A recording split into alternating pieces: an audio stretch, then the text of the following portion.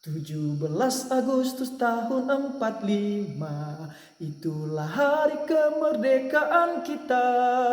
Hari merdeka, nusa dan bangsa, hari lahirnya bangsa Indonesia. Merdeka. Halo adik-adik semuanya, Shalom. Wah, adik-adik, tidak terasa kita sudah merayakan Hari Kemerdekaan Republik Indonesia yang ke-78 tahun.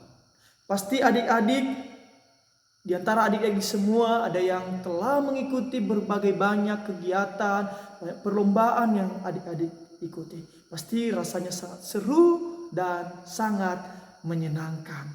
Adik-adik yang dikasihi Tuhan, hari ini kita akan mendengarkan kebenaran firman Tuhan. Dan sebelum itu, mari kita bersatu di dalam doa. Ya Tuhan Allah, yang kami kenal di dalam nama Tuhan kami Yesus Kristus, kami bersyukur atas kasih dan anugerah Tuhan dalam kehidupan kami. Di sepanjang hidup kami, Engkau telah menolong dan memelihara kehidupan kami. Dan pada saat ini Tuhan, kami mau mendengarkan kebenaran firman-Mu.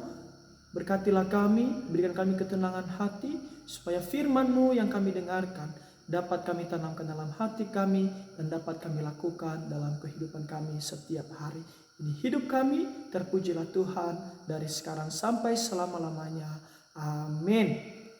Nah, adik-adik yang dikasihi Tuhan, yang menjadi bahan cerita firman Tuhan kepada kita pada hari ini dikutip dari Ayub pasal 42 ayatnya yang ke-12 hingga ayatnya yang ke-15.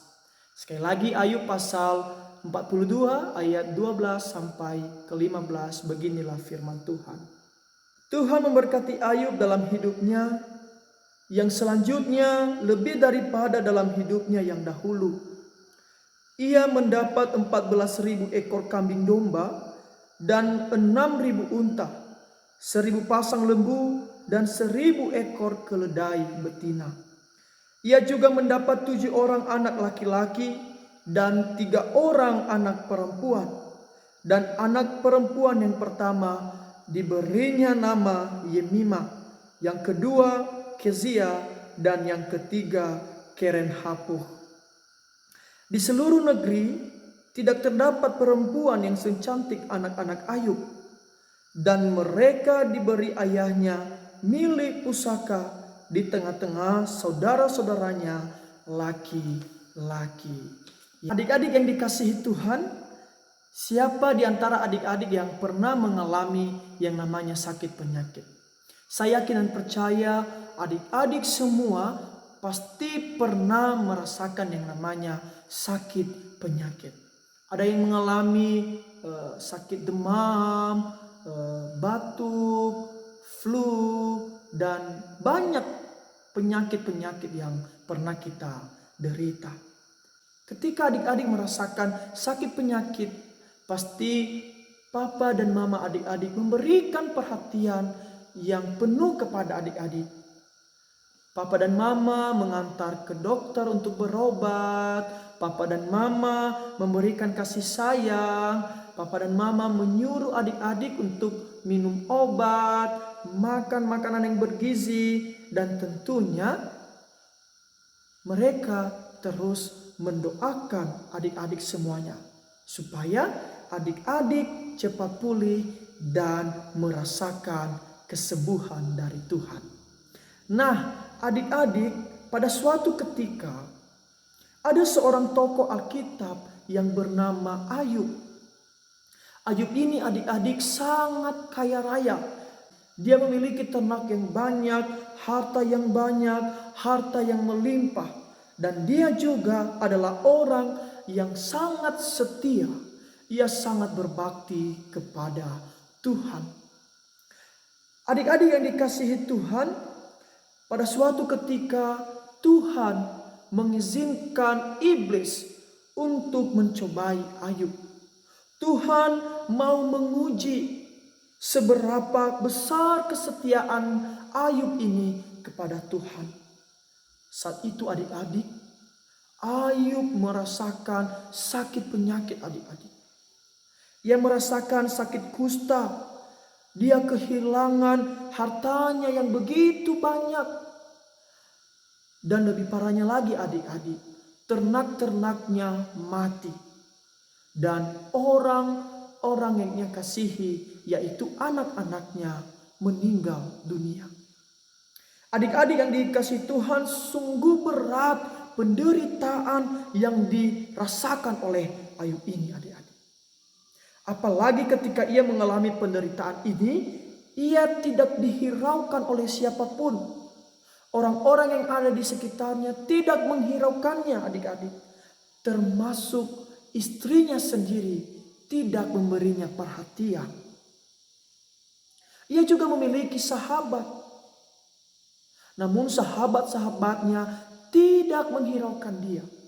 Justru sahabat-sahabatnya ini pergi menjauhi Ayub ini. Mereka meninggalkan Ayub ini. Adik-adik yang dikasihi Tuhan, pasti ketika kita mengalami apa yang dirasakan oleh Ayub ini, pasti kita tidak kuat, kita tidak tahan, kita menangis, kita merengek-rengek, dan lain sebagainya. Tetapi adik-adik, karena Ayub ini, ia memiliki iman yang begitu besar. Ia memiliki iman yang begitu kuat. Ia taat kepada Tuhannya adik-adik. Maka ia tidak mudah menyerah.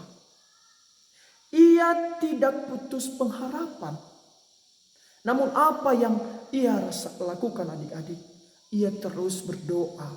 Ia terus mengharapkan pertolongan kepada Tuhan. Sebelumnya memang adik-adik, Ayub ini pernah kecewa kepada Tuhan. Ia marah kepada Tuhan. Katanya, Tuhan, mengapa Engkau memberikan pencobaan yang besar ini? Namun adik-adik, Ayub pada suatu ketika ia menyadari bahwa itu tidak pantas ia lakukan. Ia menyesal. Ia menyadari bahwa Tuhan sanggup melakukan segala sesuatu. Dan ia yakin bahwa tidak ada rencana Tuhan yang gagal dalam hidupnya. Ayub menyadari adik-adik bahwa ada rencana Tuhan yang begitu luar biasa, yang mengubah penderitaannya menjadi sebuah sukacita dan kebahagiaan. Oleh karena itu adik-adik, Ayub terus berdoa. Ia mengakui kesalahannya kepada Tuhan dan ia memohon pengampunan yang dari Tuhan. Bukan hanya itu adik-adik. Ayub juga datang kepada Tuhan.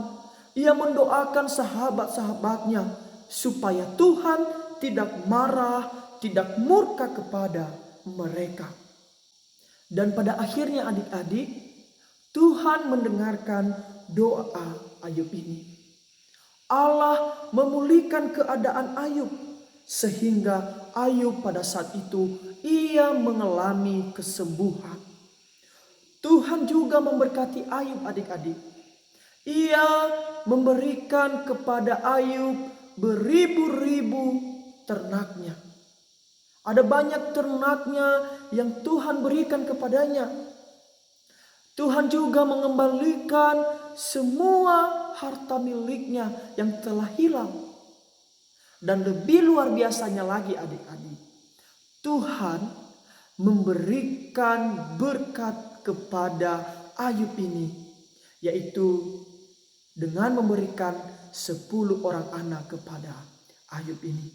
Ada 7 orang anak laki-laki dan 3 orang anaknya perempuan. Adik-adik yang dikasihi Tuhan, ada banyak berkat, ada banyak sukacita yang dialami oleh Ayub ini. Kenapa Tuhan mau memberkati Ayub? Karena Ayub ini adik-adik adalah orang yang setia. Dia tidak meninggalkan Tuhan. Bagaimanapun keadaannya, bagaimanapun kondisi yang ia alami adik-adik, ia tetap mengandalkan Tuhan menyerahkan dirinya sepenuhnya ke dalam tangan pengasihan Tuhan. Sebagaimana tema cerita kita pada hari ini, yaitu Tuhan memulihkan dan memberkati Ayub. Sekali lagi, Tuhan memulihkan dan memberkati Ayub.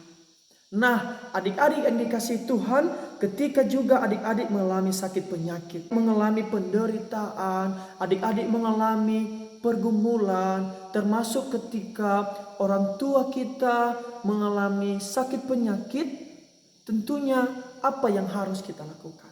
Kita juga sebagai anak harus mengasihi mereka, memberikan mereka perhatian. Dan tentunya adik-adik, kita juga harus mencari Tuhan. Kita harus mendoakan apa yang menjadi pergumulan kita. Ketika kita mengalami sakit, kita datang kepada Tuhan, berdoa kepada Tuhan supaya Tuhan memberikan kesembuhan kepada kita. Sama seperti yang dilakukan oleh Ayub. Ketika ia mengalami penderitaan, ia tidak meninggalkan Tuhan. Ia datang kepada Tuhan, ia berdoa kepada Tuhan, memohon kesembuhan yang daripada Tuhan. Sehingga pada akhirnya ia mendapatkan berkat yang begitu luar biasa dari Tuhan. Hari ini adik-adik, melalui kehidupan Ayub, kita diajarkan supaya bagaimanapun keadaan kita, bagaimanapun kondisi yang kita alami, bagaimanapun kondisi yang kita rasakan, kita jangan pernah meninggalkan Tuhan. Kita tetap setia dan mengandalkan Tuhan dalam hidup ini. Saya yakin dan percaya adik-adik semua mau mendapatkan pemulihan.